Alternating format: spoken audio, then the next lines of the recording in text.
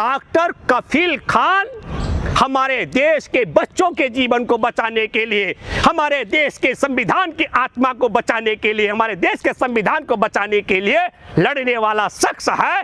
इसलिए उसको आज 12वीं तारीख सुनवाई के लिए आने वाले इलाहाबाद हाई कोर्ट में, मैं देश में इलाहाबाद हाई कोर्ट में बैठे जजों से भी आग्रह करता हूं, मत घबराओ। डॉक्टर कफील खान देश की सुरक्षा के लिए खतरा बताया गया है। डॉक्टर कफील खान अगर बाहर आएगा, बच्चों का विशेषज्ञ है बच्चों के उपचार के विषय में, अगर आपको जानकारी हो, पीछे उत्तर प्रदेश की सरकार ने BRD मेडिकल कॉलेज में ऑक्सीजन की कमी हुई थी और उस कमी की आपूर्ति के लिए निजी तौर पर डॉक्टर कफील खान ने प्रयास किया। वहाँ 33 बच्चों की जान चली गई थी और निजी प्रयास करके और बच्चे जिनकी जान जा सकती है उनकी जान बचाई, ये अपराध किया। आपको मालूम है कि ये मीडिया में बात उजागर हुई थी और प्रतिष्ठा का सवाल बनाया योगी आदित्यनाथ ने, और योगी आदित्यनाथ ने कहा कि तुम्हारे को, और फिर फर्जी मुकदमे में उन्हें ऑक्सीजन के सिलेंडर की चोरी के मामले में जेल में डाला गया। 7 महीने जेल में रहे निर्दोष कफील खान और उसके बाद बाइज्जत बरी हुए। एक बड़ी कमेटी बनाई योगी आदित्यनाथ ने, उस कमेटी ने उन्हें कहा कि ये बाइज्जत बरी करती जाते हैं। दूसरी बात, 2019 में आपको मालूम हो चमकी बुखार जो आया था, जेल से रिहाई के बाद डॉक्टर कफील खान ने गजेंद्र जी स्वयं बिहार पहुंच करके, जहां 155 बच्चों की तब जान चली गई थी, चमकी बुखार से बच्चों को बचाने का काम किया। लेकिन मैं आपको बताना चाहता हूं, जो देश में बाल विशेषज्ञ हैं, बच्चों के बचाने के लिए काम करते हैं, डॉक्टर कफील खान, वो हमारे देश में आज की तारीख में राष्ट्र की सुरक्षा के लिए खतरा बताया जा रहा है उनको सरकार की तरफ से। जो आज हमारे देश में बाबा साहिब की अध्यक्षता में बने संविधान की आत्मा, धर्मनिरपेक्षता की हत्या की जा रही है, जो विभाजनकारी कानून बनाया गया, उसको बचाने की आवाज़ उठाने के लिए हमारे देश की 137 करोड़ आबादी, 135 करोड़ से ज़्यादा आबादी है आज की तारीख में, उसकी नागरिकता को छीनने का जो षड्यंत्र किया जा रहा है, उसके खिलाफ आवाज़ बुलंद करने वाले डॉक्टर कफील खान जेल में है। और देश को खतरा किन लोगों से नहीं, मैं बताना चाहता हूँ आपको। DSP देवेंद्र सिंह हिजबुल मुजाहिदीन के आतंकवादियों के साथ राजधानी दिल्ली पर हमला करने के लिए आ रहा था। 11 जनवरी को गिरफ्तार हुआ और 19 जून को उसकी जमानत हो गई, क्योंकि वो देश के लिए खतरा नहीं है। हिजबुल मुजाहिदीन के आतंकवादियों के साथ गिरफ्तार होने वाले व्यक्ति की जमानत हो जाती है। और मैं आपको बताना चाहता हूँ, इसके पीछे आपको जाना पड़ेगा। 2001 में 13 दिसंबर को संसद पर जो हमला हुआ, हमला कराने वाले मसूद अजहर जो भारत की जेल में बंद थे, और भारतीय जनता पार्टी की सरकार के कार्यकाल में 3 आतंकवादियों को कंधार पहुंचाया गया था और उसे जैश ए मोहम्मद का गठन किया पाकिस्तान के अंदर। इस क्रोनोलॉजी को आपको समझना पड़ेगा। और अफजल गुरु जिसको फांसी की सजा दी गई थी, संसद पर हमले के मामले को लेकर के मैं आप सब देशवासियों को बताना चाहता हूं, अफजल गुरु ने तब नाम लिया था कि एक DSP देवेंद्र सिंह है, देवेंद्र सिंह ने किस तरीके से उसे मारा, पीटा, विवश किया, ताकि वो अजहर मसूद के लोगों को दिल्ली ला करके दिल्ली में कमरे की व्यवस्था, गाड़ी की व्यवस्था करा पाए, उनको मार्गदर्शन कर सके। और देवेंद्र सिंह का नाम तब उजागर हुआ था। इसका मतलब ये हुआ कि जिस आतंकवादी को संघ की सरकार ने कंधार पहुंचाया था, उसी आतंकवादी के साथ में देवेंद्र सिंह के संबंध हैं, और उन्हीं संबंधों के कारण 2001 में संसद पर हमले का सबसे बड़ा अगर मास्टरमाइंड मसूद अजहर है, तो उसको कामयाब कराने का षड्यंत्र करने वाला देवेंद्र सिंह है। वही देवेंद्र सिंह जो पुलवामा में 2019 में 14 फरवरी को जो हमारे 40 जवानों की हत्या हुई, वहां ड्यूटी पर तैनात था, उसी देवेंद्र सिंह को जिसके अफजल गुरु ने जिसके नाम का जिक्र किया था, और भारतीय जनता पार्टी की सरकार के राज में उसे राष्ट्रपति के पुरस्कार से नवाजा गया। ये बात भी मैं आप देशवासियों को बताना चाहता हूं। इसका मतलब ये हुआ कि भारत की जेल में बंद आतंकवादी को कंधार से पाकिस्तान पहुंचाने के लिए, और पाकिस्तान में जो हमला करने की संसद पर योजना बनाई, उसको कामयाब कराने के लिए देवेंद्र सिंह का सहयोग करना और देवेंद्र सिंह को भाजपा RSS की सरकार का पुरस्कार देना, तीनों को जोड़ता है। हमारे देश के लिए देवेंद्र सिंह खतरा नहीं है जिसने संसद पर 2001 में हमला करवाया। हमारे देश के लिए देवेंद्र सिंह खतरा नहीं है जो हिजबुल मुजाहिदीन के आतंकवादियों के साथ दिल्ली पर चढ़ाई करने के लिए, आतंकी वारदात देने के लिए 26 जनवरी को दिल्ली पर पहुंच रहा था। हमारे देश के लिए देवेंद्र सिंह खतरा नहीं है जो पुलवामा में भारत सरकार के इशारे पर आतंकवादी वारदात करवा करके हमारे 40 जवानों को मरवा दिया। हमारे देश के लिए अब मैं आपको बताना चाहता हूं, हमारा दुश्मन देश है पाकिस्तान, उसके साथ सौदाबाज करता है, उसका पार्टनर है, साझेदार है शौर्य डोभाल। और शौर्य डोभाल कौन है? शौर्य डोभाल जो पाकिस्तानी के साथ मुनाफाखोरी का धंधा करता है, उसका पिता अजीत डोभाल हमारे देश का राष्ट्रीय सुरक्षा सलाहकार है। तो पाकिस्तान के साथ सौदेबाजी और मुनाफाखोरी करने वाला का बाप हमारे देश की राष्ट्रीय सुरक्षा का जिम्मेदार अधिकारी है, वो हमारे देश के लिए खतरा नहीं है। हमारे देश के लिए खतरा है डॉक्टर कफील खान, क्योंकि वो बच्चों को बचाता है। जिन बच्चों की ऑक्सीजन छीन लेती है संघ की सरकार, उनकी ऑक्सीजन की आपूर्ति कराता है। चमकी बुखार से हर साल बच्चे मरते हैं, कभी कहेंगे लीची से मर गए, कभी कहेंगे इससे मर गए। मैं आप सब दर्शकों को बताना चाहता हूं, चमकी बुखार से कोई भी खाते पीते घर का बिहार में नहीं मरता है बच्चा। मैं खाते पीते घर के बच्चों का दुश्मन नहीं हूं, मैं चाहता हूं कोई बच्चा न मरे। जितने भी बच्चे वहां मरते हैं चमकी बुखार से, वो सब के सब कुपोषण के शिकार हैं। उनको बचाने के लिए डॉक्टर कफील खान वहां जाते थे। डॉक्टर कफील खान हमारे देश के लिए खतरा है, हमारे देश के लिए खतरा है। वो 20 जवान जिन्होंने 15 जून को भारत के अपनी मातृभूमि के उस हिस्से के लिए अपनी जान न्यौछावर कर दी, अपना बलिदान दे दिया, जिस जमीन को, जिस हिस्से को हमारे देश का प्रधानमंत्री भारत का हिस्सा नहीं मानता है। भारत के लिए वो वफादार है, भारत के लिए वो सही व्यक्ति है जो उस हिस्से को, उस भूभाग को अपना नहीं मानता है। मैं ये बात इसलिए कहना चाहता हूं, हमारे देश के 20 जवानों ने शहादत दी जिस भूभाग के लिए, उसको चीन की जमीन बताने वाला देश के लिए वफादार है।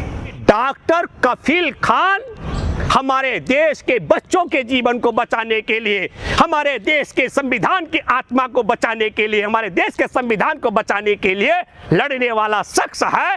इसलिए उसको आज 12वीं तारीख सुनवाई के लिए आने वाले इलाहाबाद हाई कोर्ट में, मैं देश में इलाहाबाद हाई कोर्ट में बैठे जजों से भी आग्रह करता हूं, मत घबराओ। जिन्होंने हमारे देश के ईमानदार जज जस्टिस लोया को निपटाया है, जिन्होंने हमारे देश के ईमानदार आईपीएस संजीव भट्ट को फंसाया है, और जिन्होंने सुप्रीम कोर्ट में बैठे तब के मुख्य न्यायाधीश अरुण गोगोई को बलात्कार के मामले में लपेटवाया है, आज वो वहां सुनीता यादव गुजरात में उसे धमका रही, वो बहादुर लड़की डटी हुई है। मैं जजों से आग्रह करना चाहता हूं, उससे प्रेरणा लो, उस बहादुर बालिका से। मैं जजों से आग्रह करना चाहता हूं कि वो बहादुर आईपीएस जो मणिपुर में पूरी सरकार के खिलाफ, व्यवस्था के खिलाफ लड़ रही है, वो सुनीता यादव जो लड़ रही है गुजरात की व्यवस्था के खिलाफ, और डॉक्टर कफील खान जो लड़ रहे हैं मथुरा जेल में, इनसे सबक लो। और मैं गुजारिश करता हूं आप सबों से कि अब की जो सुनवाई है हमारे देश के संविधान की, हमारे देश के अदालत की मर्यादा और उस खास करके जजों के सम्मान को ध्यान में रखते हुए निर्दोष डॉक्टर कफील खान को आप सब रिहा करेंगे, ये उम्मीद मैं, ये आग्रह मैं इलाहाबाद हाई कोर्ट के जजों से करना चाहता हूं। और किस तरीके का अपराध मुक्त की बात करते हैं, जिस योगी आदित्यनाथ के राज में जेल में भेजा गया है, योगी आदित्यनाथ पर दंगे फैलाना, कब्रिस्तान पे कब्जा करना, जान से मारने की धमकी देना, जान से मारने का प्रयास करना। और मैं कह रहा हूं कि 5 बड़े मामले हैं गजेंद्र जी, जिनमें अगर ईमानदारी के साथ में अगर सुनवाई होती है और उसकी पैरवी होती है तो योगी आदित्यनाथ सजाए मौत के हकदार हैं। तो दूसरी बात, तड़ी पार रह चुके गृह मंत्री और मुख्यमंत्री की कुर्सी पर जो व्यक्ति है, उस पर दर्ज जो मामले हैं आपराधिक, उनमें सजाए मौत का भी गुंजाइश है। ऐसे व्यक्ति के राज में बच्चों को बचाने वाले हर बच्चों का उपचार करने वाले, बाबा साहेब की अध्यक्षता में बने संविधान के लिए संघर्ष में शामिल रहने वाले डॉक्टर कफील खान के साथ आप सब लोगों से मेरी गुजारिश है, आप सबों से मेरा आग्रह है, आप बताइए कि देश के कौन वफादार और देश के कौन गद्दार हैं। क्या बच्चों के उपचार करने वाला डॉक्टर देश के लिए खतरनाक हो सकता है और तड़ी पार रह चुका शख्स गृह मंत्री की कुर्सी पर बैठ करके देश के लिए क्या लाभदायक हो सकता है? ये भी आपको सोचना पड़ेगा और ये भी आपको सोचना पड़ेगा। मैं दूसरा उदाहरण देता हूं कि 8 दिसंबर 1989 को भी 5 आतंकवादियों को रूबिया अपहरण कांड के समय कश्मीर से छोड़ा गया था। तब भी गठबंधन में भाजपा की सरकार थी और तब तक कश्मीर में आतंकवादियों का इतना बोलबाला नहीं था। जो लोग कश्मीर का बड़ा हवा बढ़ाते हैं, मैं ये बात इसलिए कहना चाह रहा हूं, प्रामाणिक तौर पर अगर ईमानदारी के साथ जांच होगी तो हमारे देश में संघ परिवार को पोषने वाले, पाकिस्तान में भेजे गए आतंकियों को पोषने वाले, पाकिस्तान में जो आतंकी छुड़वा करके भिजवाए गए इनको भिजवाने वाले, इस पूरे षड्यंत्र का हमको लगता है कि इनके टुकड़े एक ही जगह से रेगुलेट होते हैं। ये बात भी आपको सोचनी और समझनी चाहिए। धन्यवाद। और डॉक्टर कफील खान इस समय अगर जेल से बाहर होते तो मेरी उनके साथ बात हुई थी और डॉक्टर कफील खान इस समय अपनी बहुत बड़ी टीम को लेकर देश और दुनिया के मित्रों की मदद से वो बिहार में चमकी बुखार से पीड़ित बच्चों का उपचार करने के जाने की तैयारी कर रहे थे। और अगर डॉक्टर कफील खान वहां पहुंचते बच्चों के बीच में, और बिहार में चुनाव है, डॉक्टर कफील खान इलाज करने जाते तो नीतीश सरकार की पोल पट्टी खुलती कि नहीं खुलती? मैं आपको एक बात और बताना चाहता हूं जो आपका सवाल है। अभी कुवैत ने एक फैसला कर दिया, कुवैत में 15% से ज्यादा भारतीय नहीं रहेंगे क्योंकि उनको समझ आ गया कि भारत में ऐसे गद्दार भी रहते हैं जो अपने ही देश के नागरिकों के खिलाफ नफरत फैलाते हैं। और उसकी परिणति यह होने वाली है 8 लाख भारतीय जो कमाई करके कुवैत से भारत भेज रहे थे उनको कुवैत वापस भेजने वाला है। मैं आपके माध्यम से एक बात और, जो आपने सवाल किया, न केवल डॉक्टर कफील खान को जेल में, अभी आपको मालूम है कि नेपाली मूल का एक नागरिक, उसको इनके आतंकवादियों ने गंजा किया। बनारस में प्रधानमंत्री के कॉन्स्टिट्यूंसी में प्रधानमंत्री जाने वाले राम मंदिर के निर्माण के शिलान्यास की पूजा के लिए, और उससे पहले इनकी कॉन्स्टिट्यूंसी में इनके गुंडों ने एक नेपाली मूल के नागरिक को नंगा किया, उसके सर पर जय श्री राम लिखवाया। और उसे मैं ये कहना चाहता हूं कि ये तालिबानी, ये आतंकवादियों का अगर ये दस्तूर नहीं है तो ये और कौन सा तरीका है? तो हम ये भी कहना चाहते हैं कि जय श्री राम के नाम पर आतंकवाद फैलाने वाले, मुसलमान बोल करके डॉक्टर कफील को सताने वाले और तड़ी पार रह चुके शख्स से लेकर बंजारा, इन सब लोगों को न्यायप्रिय तरीके से काम करने वाले संजीव भट्ट को फंसाने वाले और तड़ी पार को सजा सुना सकते थे जस्टिस लोया को निपटाने वाले, आज सुनीता यादव से लेकर सबको प्रताड़ित करने में लगे हुए हैं। आप सब लोगों से मेरा गुजारिश और आग्रह है, ये सच्चाई जो मैंने आपके सामने रखी है इसको आप दूर दूर तक पहुंचाने का प्रयास करें। सवाल उठता है कि कोई भी बड़ा वकील डॉक्टर कफील खान के साथ खड़ा नहीं हो रहा, ना कोई केस ले रहा सर। नहीं, ये जो सवाल है गजेंद्र जी आपका, मैं उस परिवार के साथ में जुड़ा हुआ, मेरा संवाद रहता है। ऐसा बिल्कुल आप ये जो अफवाहें उड़ रही हैं, कुछ लोग बड़ी बड़ी चर्चाएं कर रहे हैं, हम गंभीरता के साथ बात करते हैं। मैंने एक सवाल किया था, उस परिवार ने कहा कि हमारे पास मौजूद वकील हैं और काबिल वकील हैं, ऐसा कोई मामला बिल्कुल नहीं है। ये मामला ये नहीं है, आप 12वीं तारीख पढ़ी है, पिछली 11 तारीखों पर मैं आप सब लोगों से कहना चाह रहा हूं, जो डॉक्टर कफील की पैरवी करने वाले वकील हैं, जो उन्हें कमतर आंक रहे हैं, उन सबों से मैं बताना चाहता हूं, अदालत में बैठे जजों की नीयत पर भी मुझे शक और शंका हो रही है। आप वकील की काबिलियत पर सवाल मत खड़े कीजिए। डॉक्टर कफील निर्दोष, उस पर कोई मुकदमा नहीं है।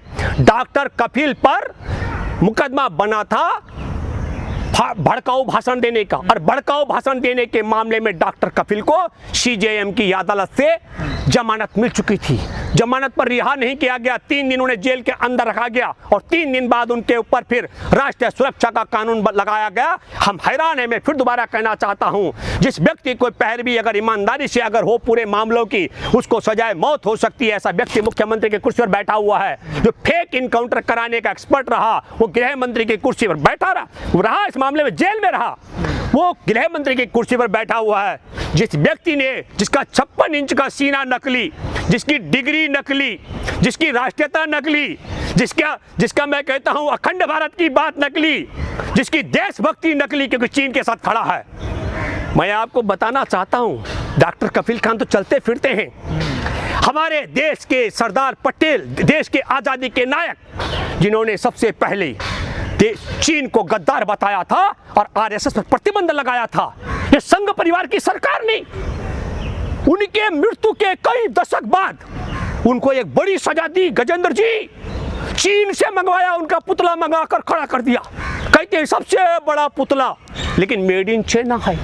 आपको मैं बताना चाहता हूं, डॉक्टर कफील खान तो छोड़ दीजिए, जिन्होंने सरदार पटेल को चीन से पुतला मंगाकर सजा देकर खड़ा कर दिया, लेकिन मैं एक बात बताना चाहता हूं, मैं अदालत में बैठे जजों से भी आग्रह करना चाहता हूं, जितना आप लेट लतीफ करेंगे जग हंसाई होगी आपकी, लेकिन मैं दावे के साथ में कह सकता हूं, डॉक्टर कफील खान निर्दोष थे, निर्दोष हैं और निर्दोष रहेंगे। जितना मर्जी आप सब लोग प्रयास कर दो, लेकिन संघ के परिवार के लोग बेनकाब हो चुके हैं। चाहे वो चीन से सरदार पटेल की मूर्ति मंगाने का मामला हो, चाहे वो डॉक्टर कफील खान को फंसाने का मामला हो, चाहे जस्टिस लोया को निपटाने का मामला हो, संजीव भट्ट को फंसाने का मामला हो, और अभी ड्रग्स माफिया को वीरेंद्र सिंह मणिपुर के इनके मुख्यमंत्री के द्वारा बचाने का जो प्रयास किया जा रहा हो, इन सबों के लेकर के, और जहां हमारे जवानों ने शहादत दी उस जमीन को चीन की बताने वाला, ये सब बेनकाब हो चुके। आखिरी बात मैं आप सब लोगों से करना चाहता हूं, आप सब लोग इस वीडियो को इतना आगे पहुंचाएं और बताएं नरेंद्र मोदी, जब तक नरेंद्र मोदी ये नहीं बोलता है कि जिस जमीन पर चीन कब्जा करके बैठा हुआ है तब तक और वो जमीन भारत की है, तब तक आप इसको निरंतर चलाते रहो।